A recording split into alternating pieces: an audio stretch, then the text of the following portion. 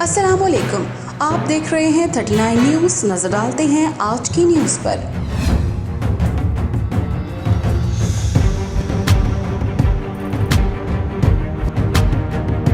تفصیلات جانتے ہیں اپنے نمائندے منیر احمد ملک سے۔ ماہ ربیع الاول کے آغاز میں ہی حضور پاک صلی اللہ علیہ وآلہ وسلم کی شان اقدس میں درود و سلام پیش کرنے کا ہر طرف تذکرہ شروع ہو جاتا ہے۔ یوں تو ویسے سارا سال ہی نبی کریم حضور پاک سرور کائنات حضرت محمد مصطفیٰ صلی اللہ علیہ وسلم کی شان کو بیان کیا جاتا ہے، جگہ جگہ ان کا ذکر کیا جاتا ہے، لیکن چونکہ یہ ماہ ربیع الاول ان کی پیدائش کا مہینہ ہے تو اس لیے اس مہینے میں ہر جگہ درود و شریف اور نعت خوانی کی محفل کا آغاز ہو جاتا ہے۔ پیرس میں بھی ماہ ربیع الاول کے شروع ہوتے ہی اس طرح کی روح پرور محفلیں برپا ہو رہی ہیں۔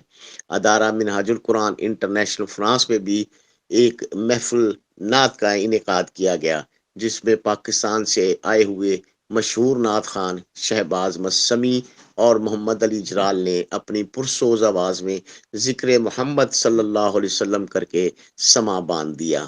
پاکستان تحریک انصاف کے سابق صدر ملک عابد نے خصوصی شرکت کی۔ حافظ نذیر احمد نے محفل کے آغاز میں حضور اکرم صلی اللہ علیہ وسلم کی شان اقدس بیان کرتے ہوئے کہا کہ ہم اور ہماری کیا اوقات کہ ہم اپنے نبی کی شان بیان کریں۔ آپ صلی اللہ علیہ وسلم کی شان تو اللہ خود بیان کرتا ہے۔